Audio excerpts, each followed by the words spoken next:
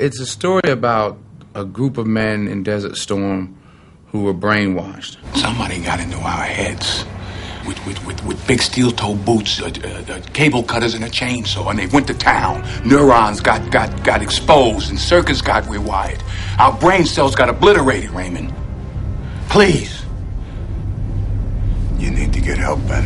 One of the men thinks he's a hero, and because he's been brainwashed to think he's a hero, who ends up running to be the vice president. The character that I play, who has also been manipulated, is going to do something that helps him to become the president. Oh, that's sad. Poor little tin soldier. Mother, please.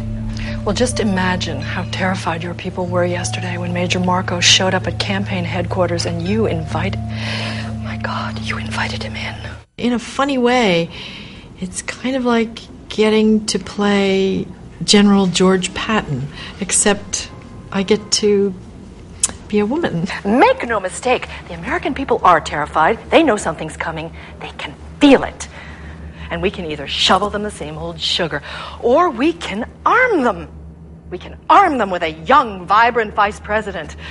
We can give them heat, energy, give them a war hero with heart, forged by enemy fire in the desert in the dark, when American lives hung in the balance. That's a really unusual thing, to charge in and inspire the troops and strategize the battle and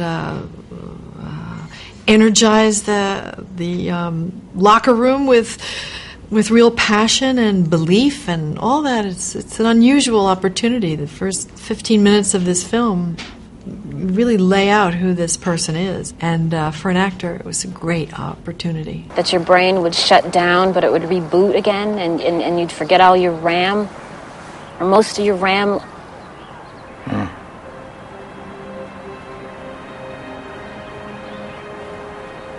Do you remember me?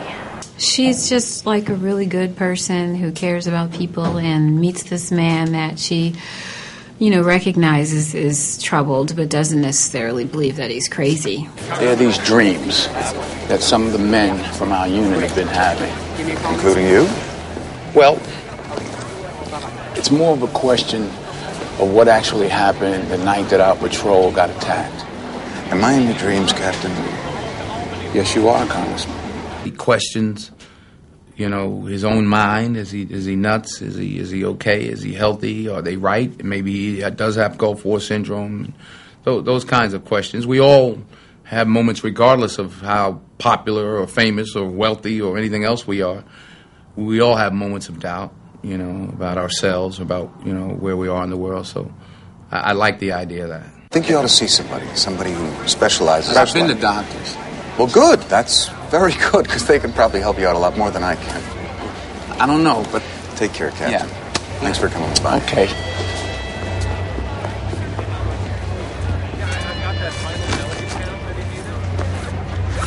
Not crazy, Shaw.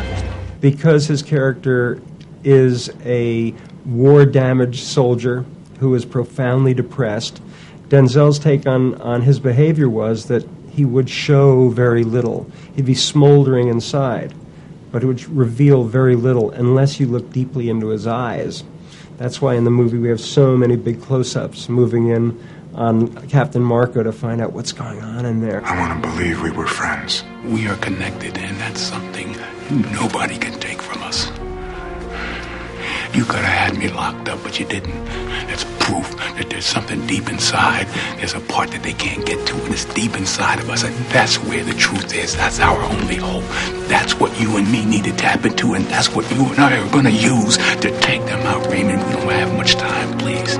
As opposed to Denzel's minimalism, we've got Meryl Streep with perhaps her most flamboyant part in a long time. This is about my son and the future of this country.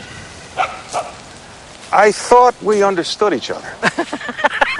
I think we do. I think we really do.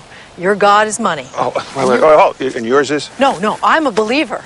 I am an optimist. I believe in the future. And people who do, the ones who make history instead of just sitting around watching it, no, they're willing to take the big risks. Politics, somehow we have to extricate ourselves from.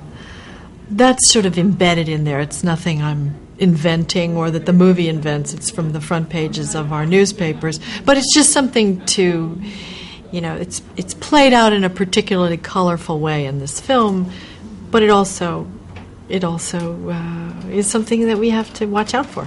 Oh, God, where are all the men anymore? My father, Tyler Prentice, never asked, is this okay? Is this okay? You know what I'm saying, Mark? He just did what needed to be done. It doesn't say, hey, this is how politics are. If anything, it says, hey, don't believe anything, including us, or make up your own mind. Don't accept what you read or see or hear as the gospel.